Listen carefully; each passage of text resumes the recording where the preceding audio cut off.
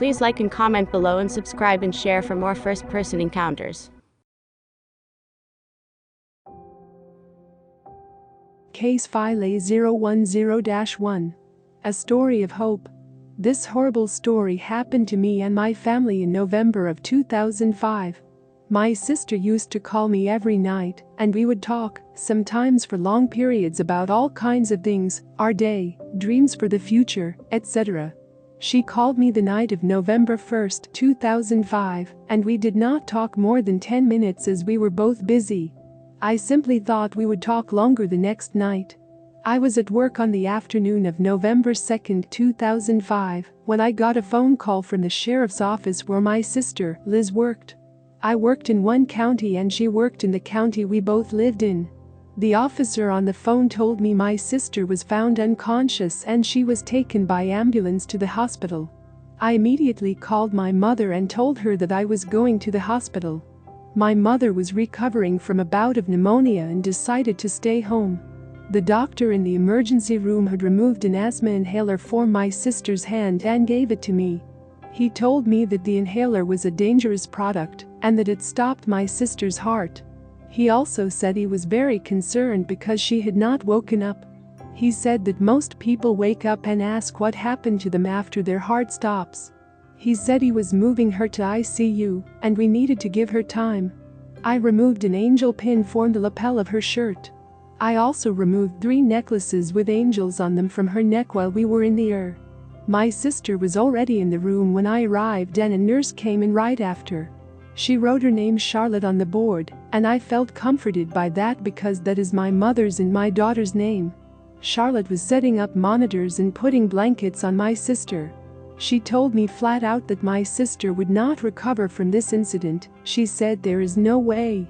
She was kind, but frank, and I would come to appreciate her honesty as time went on. We would spend 2 weeks at the hospital with my sister. I never saw Nurse Charlotte again. The next 2 weeks were grueling because my mother and I spent all day at the hospital while all kinds of testing were going on. Then we would head to my sister's house to take care of her animals. I was also going through her financial papers because her mortgage, car, and utilities still had to be paid. Finally, the doctors delivered the bad news that while her heart had been stopped, her brain had been deprived of oxygen, and most of it was dead. The only portion of her brain that was still functioning. After much discussion and soul searching, my mother and I agreed to longer maintain her body by machines and let her go. Our visits to the hospital became a death watch. We prayed for her, asked her forgiveness, and hoped we were making the right decision. After long days at the hospital, we would now go to her house and began dismantling everything. In the moments when I was not so busy and overwhelmed, I asked again and again if this was the right thing to do. My sister passed away on November 17, 2005. She was only 44. We had the funeral the next week. We had a small Christmas in December, and I was frantically trying to empty her house so I could get it on the market for sale.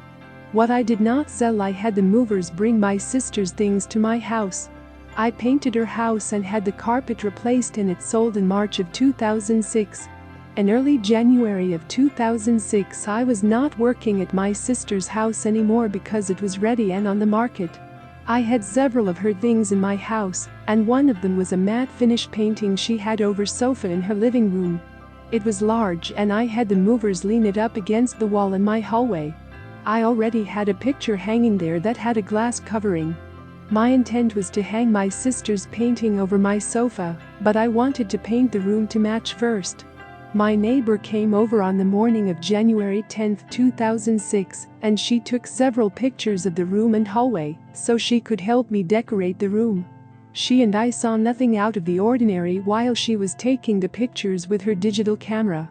However, the next day she contacted me at work and she was hysterical and kept asking me if there was an angel in my sister's painting. I said no, I did not think so. My sister collected angels and I have several that I retrieved from her home, but there was not one in the picture. In her photos are 2 views of the same thing, a bright white lighter energy in the shape of an angel. The first one is a picture my neighbor took down the hallway. You can see the light, but may not really know what it is. The second photo was standing directly in front of the picture, and the angel is very clear in the same corner of the picture. Was this my sister? Or was it something else to let me know that I did the right thing? I do not know. However, if I ever begin to doubt that there is more after this world, then I have a solid tangible picture from my sister that there is indeed more. Lydia R.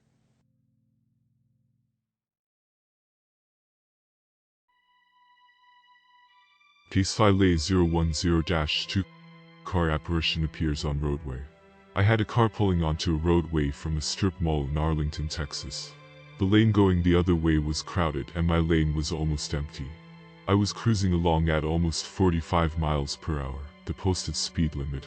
This car, older Ford station wagon with those big round tail lights, came out through the crowded lane and onto mine. As it made a left turn directly next to me, it crossed my path and appeared to pass right through my vehicle. I even saw the tail lights as they passed in front of me and between me and the dashboard.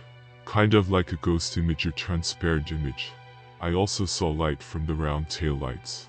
I was surprised as I expected a side impact accident at the time. Maybe this was another ghost car that passed, though at least two vehicles with no apparent damage. The vehicle looked like a 1957 Ford station wagon with those round taillights. Could also be something from the past overlaid onto current time. Strange.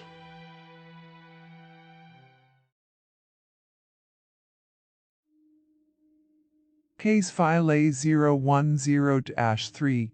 Ouija board incident. So, I've been thinking a lot recently of a session I had with a couple of friends and an Ouija board 3 years ago. I tried posting and asking about Ouija boards on Reddit, but no one had anything interesting to say on the topic. I used to believe in spirits and be really into the occult, but this experience kind of spooked me away, and I don't know what I believe right now. Well, here's the story, let me know what you make of it. So I was with 3 or 4 friends in a girl's basement. We were all into the occult and supernatural stuff and brought out the Ouija board to mess around. We contacted a spirit, she said she was good, and asked her what her name was. She said Emily and 6. We asked a couple of random questions and treated her like we would a real 6-year-old. Then someone got the idea to ask her how she died, big mistake, and she spelled out, Mom. At this point, I recognized the spirit and took my hands off the board. I kept asking questions that I knew the answer to, and if this spirit was the girl I thought she was, she would too. I asked if she had siblings, she said yes. I asked what color her house was and she said blue. Then I asked what street she lived on and she said Loomis.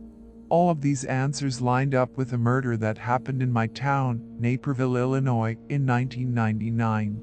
I used to live a mile or 2 down the road on the same street. We were officially creeped out, but not to be rude, we asked her to leave, and she said she didn't want to. We told her to please leave and that she can't stay, but that we wish her the best. On our way up from the basement, the old playroom that my friend hadn't used in years was wide open with a few toys out of their box lying on the floor like they were just used. It still seemed that she left though, because my friend never mentioned anything weird going on in her house.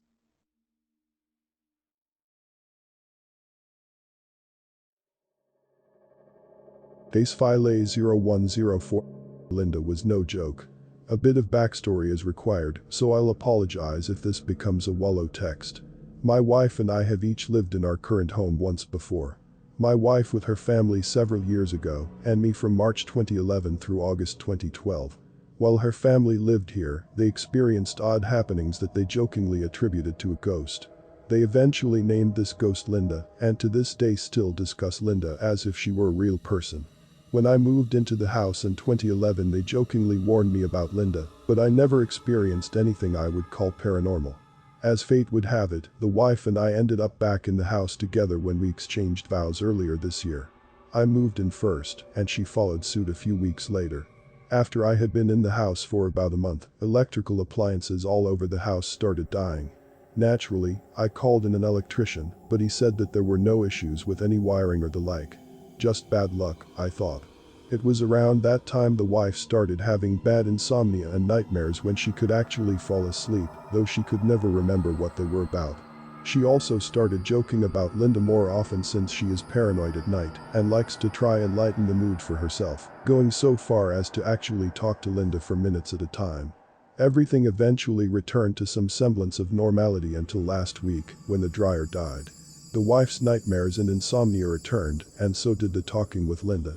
I finally asked where the name came from, and she said that she had arbitrarily named the ghost Linda. Then she shared a story that I hadn't heard before. Sometime after naming Linda while she was living in the house with her family, they received a letter addressed to Linda, their last name. Now, that's a huge coincidence, isn't it? Mail ends up at the wrong addresses all the time, and companies will sometimes misname recipients, but to receive a letter at the correct address for a person matching the name of an arbitrarily named imaginary ghost is too much. It doesn't end there, though. I sat down last night and listed all the appliances that have suddenly died, and was startled to realize that they were all mine, and that electrical Armageddon had begun the week my wife moved in. What the hell is going on? This is Lon Strickler. If you like this program, it would help us if you would give it a thumbs up. Then subscribe and click the bell icon so you get notification when we upload new first-person encounters. We have many more to come very soon. And by the way, if you have a suggestion or an experience of your own, please leave a comment.